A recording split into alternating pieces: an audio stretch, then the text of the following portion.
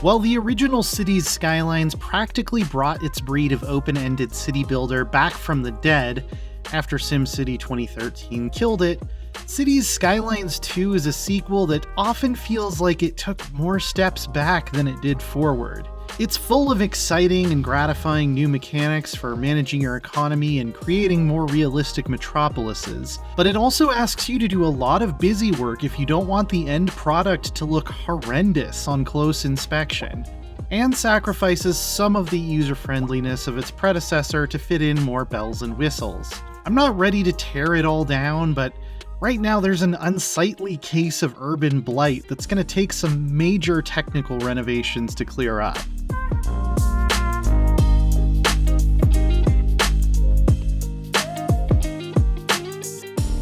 I'm going to spend a lot of time criticizing Skylines II here because it is certainly disappointing given what I've come to expect from Colossal Order. But I do need to say up front what Skylines II is not, and that's a bad game. It's perfectly serviceable. In some ways, it's genuinely innovative and pushes the entire genre forward. I can recommend it pretty easily as long as you meet its fairly steep technical requirements. My Ryzen 7 3700X and RTX 3080 were able to handle it on just shy of max settings, even as my city's populations were getting into the tens of thousands. But the devs themselves have cautioned that optimization is still a work in progress, and they won't hit the benchmarks they were hoping for on a wide variety of hardware by launch day.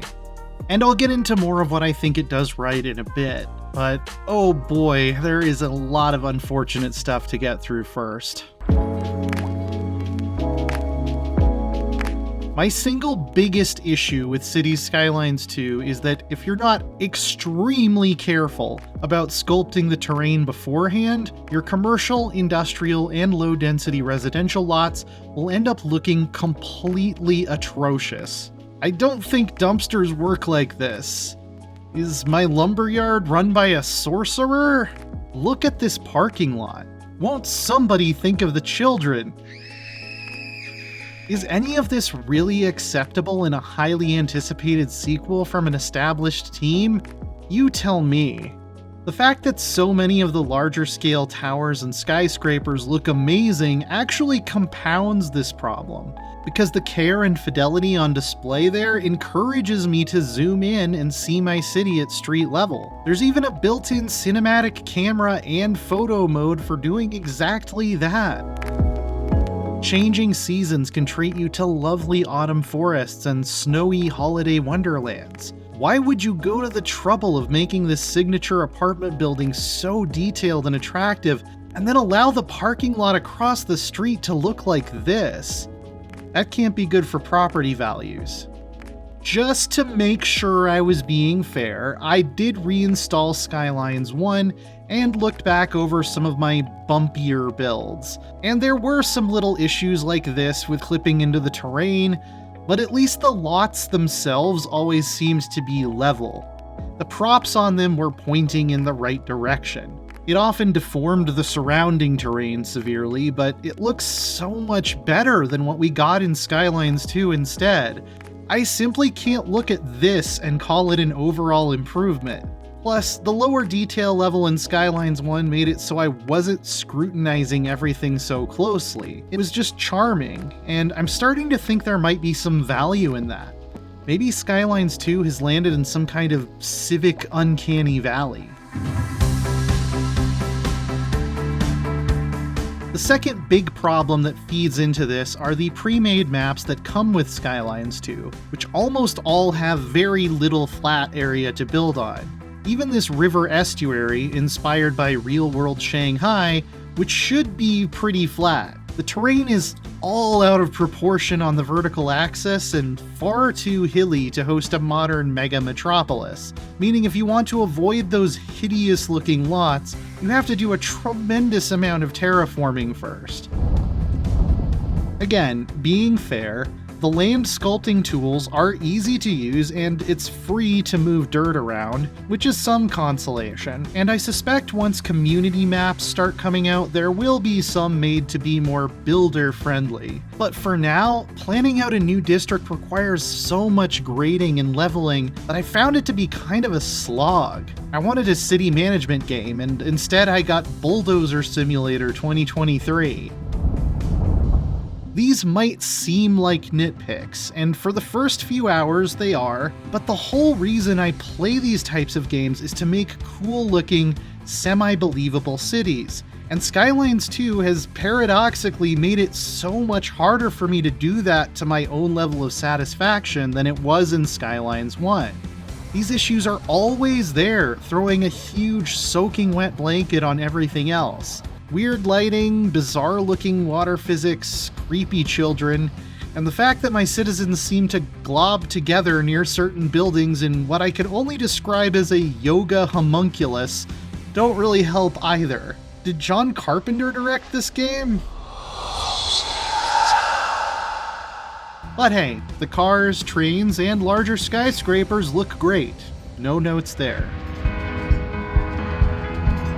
As far as what else Skylines II does well, I appreciate the nods to realism that make me think about my city in real-world terms. You can't simply zap electricity from a large power plant directly into someone's house, so you need transformer stations to go from high to low voltage.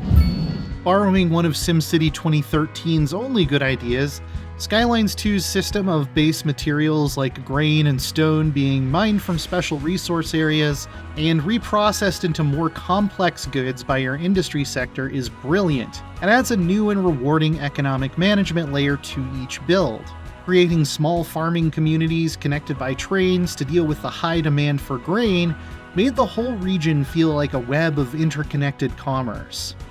At the same time, I was highly disappointed that residential taxes can only be set based on education level of all things. Not on citizen wealth, not on zoning density, not even by defining a custom district. I can tax each individual type of industry based on what it produces, but residents solely based on how many degrees they have? Frankly, I kind of hate this. The larger scale of cities is another double-edged sword. I almost exclusively play Skylines I with the realistic population mod due to how comically detached from reality residency limits could be in the vanilla game. Skylines II has definitely moved toward more realistic occupancy and employment numbers for each building type, and I adore the fact that you can now zone mixed-use buildings with commercial on the ground floor and housing above. But the huge footprints for things like city services are very hard to find space for, especially given all of the terraforming I mentioned earlier.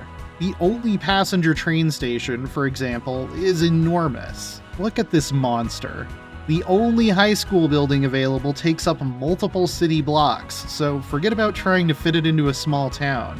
If Skylines II gets the same support Skylines I did, I'm sure that DLC, free updates, and modders will work these issues out eventually.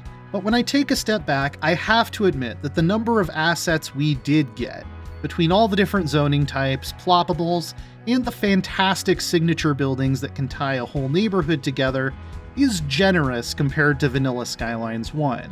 I also need to give some credit to the interface, the more flexible road and transit tools, and the little quality of life additions. Some key features that were added by DLC in Skylines I, like industry areas and trams, are now part of the base game. Traffic AI is much smarter and will use all available lanes. Seasons change on every map based on real-world climate data, with weather and time of day affecting citizen behavior realistically. There is a lot to like here, but it's just hard to enjoy it to its fullest when I have so many distracting issues with the fundamentals.